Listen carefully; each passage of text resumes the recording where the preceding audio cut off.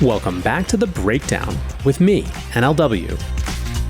It's a daily podcast on macro, Bitcoin, and the big picture power shifts remaking our world. What's going on, guys? It is Tuesday, February 25th, and today we are talking about an update in Bitcoin mining.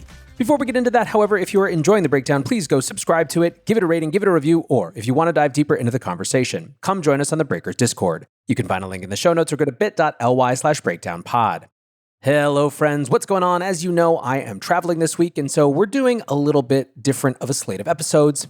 And today I'm using it as a chance to catch up on a topic which we cover as frequently as makes sense here, but sometimes gets short shrift because of, some crazy exchange hack, or the president of the United States saying that he's going to ride a Bitcoin train to the moon, or whatever it is. So today what we are doing is doing a catch-up on mining. So these are a number of different mining stories over the past month or so, which I think will give you a bit of a sense of where the industry stands more broadly. The plan is currently to be back to our normal episodes tomorrow, but in the meantime, let's catch up on mining. One interesting thing that's been happening, import issues have started to ramp up, with Bitcoin miners reporting mining rig seizures at the border.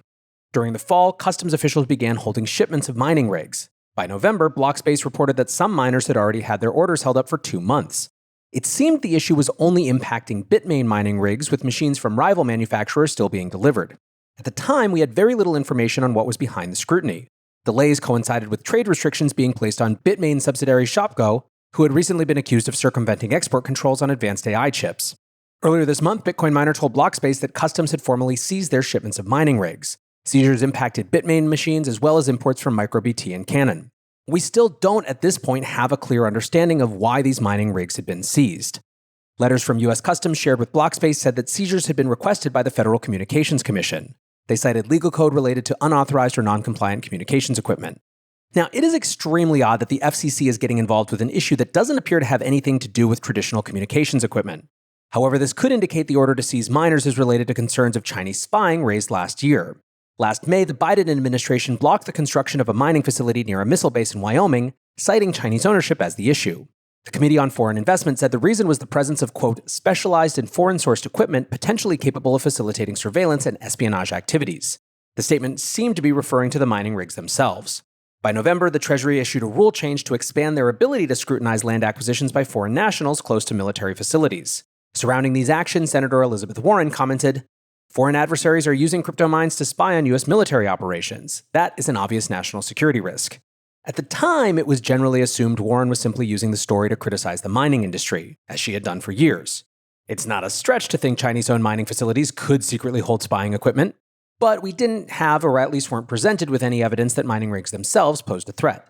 The FCC mandating the seizure of mining rigs could mean they believe the machines contain communications equipment that could be used in espionage. Or the agency could simply be responding to the concerns without direct evidence. Either way, the delay and eventual seizure of mining rig imports have seriously disrupted the industry. Mining rig imports for January have collapsed by 65% year over year, according to data compiled by the Miner Mag.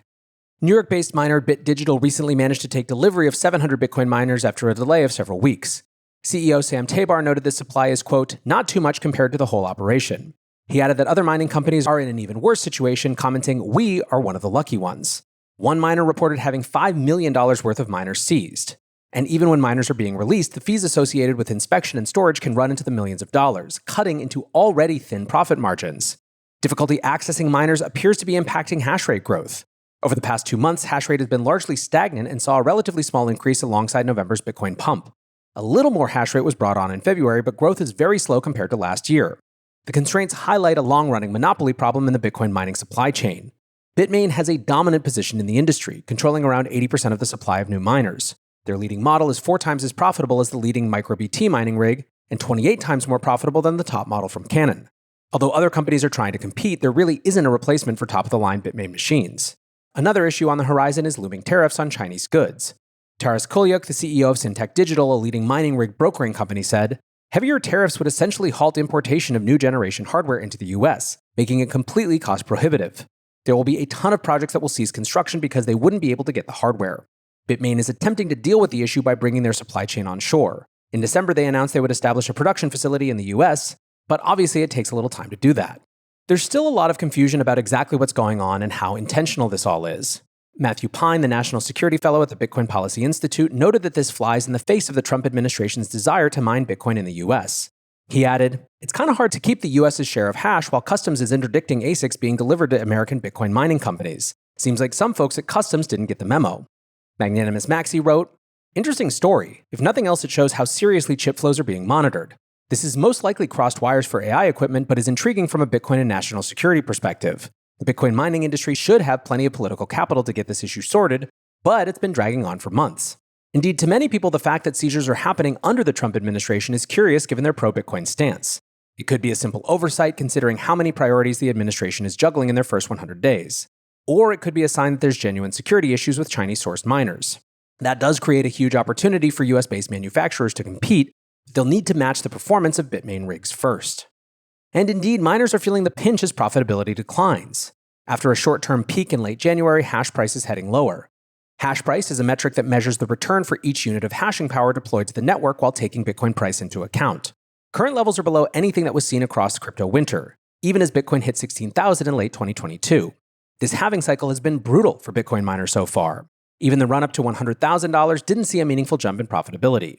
Peak hash price since the halving was still 25% lower than averages from a year ago. Adding to the trouble, transaction fees recently hit their lowest level since 2012 in BTC terms. Network activity is way down, with about half the number of transactions from last November. CoinDesk analyst James Van Straten believes this is due to a migration to the Bitcoin ETFs, stating, "Let's be honest, this is a concern. Bitcoin wrappers are killing on-chain fees." According to Glassnode data, the period of miner capitulation began in early February. The metric, known as hash ribbons, triggers when short-term hash rate growth overtakes the longer-term trend, squeezing profitability.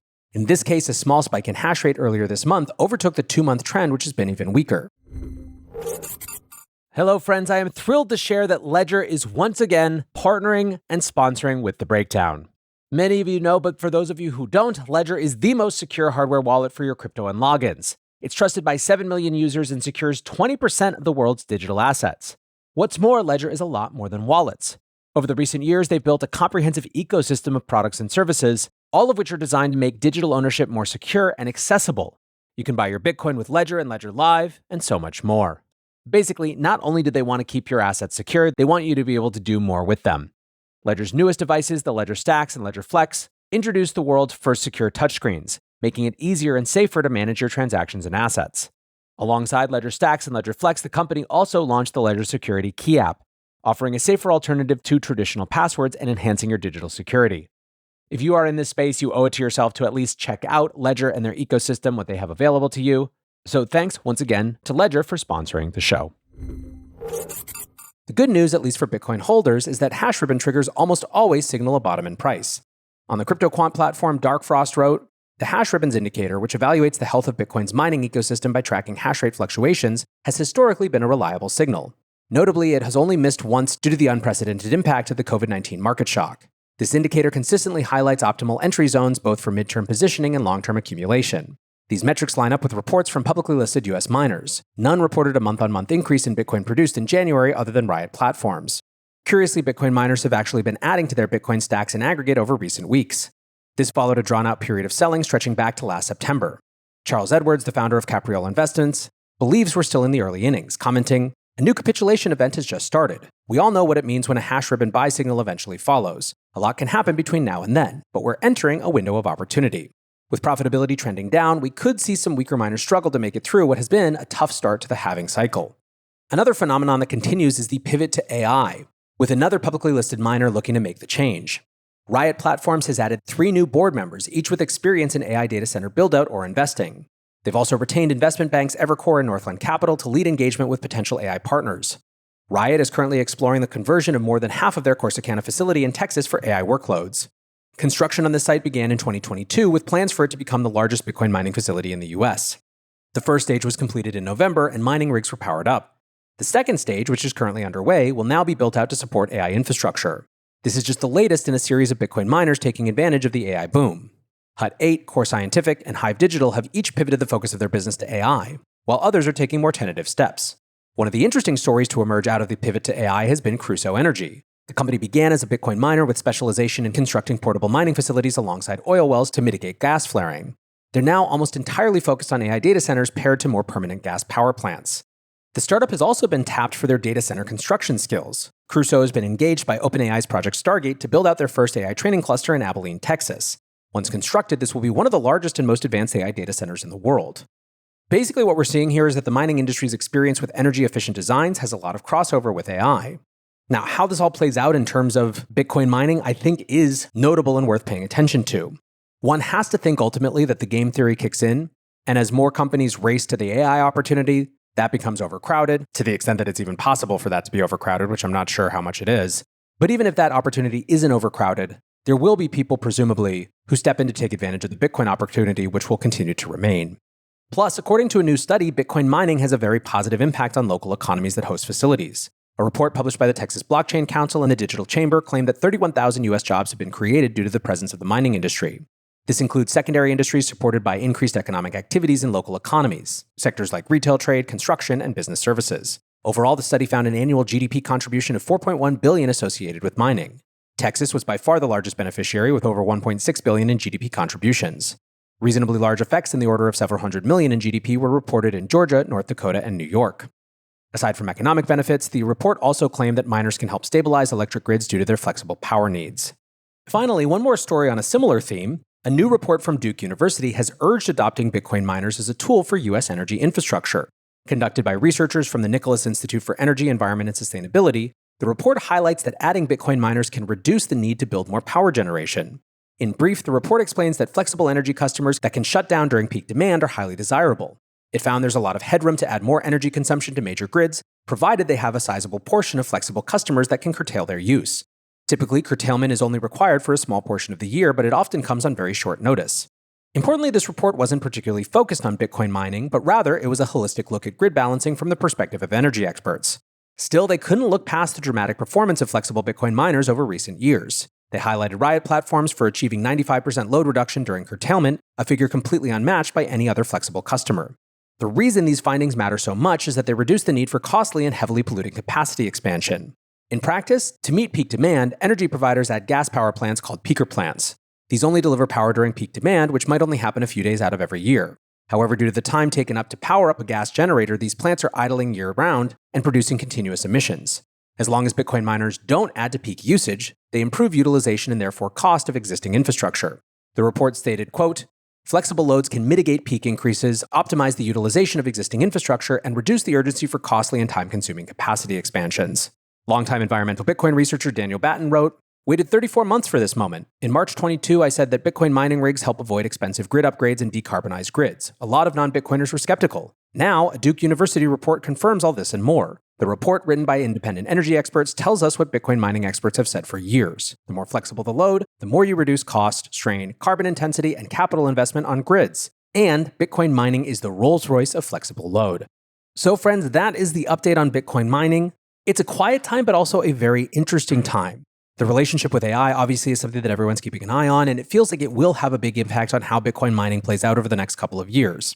For now, though, hope you feel like you've got a good update in the sector. Appreciate you listening as always, and until next time, peace.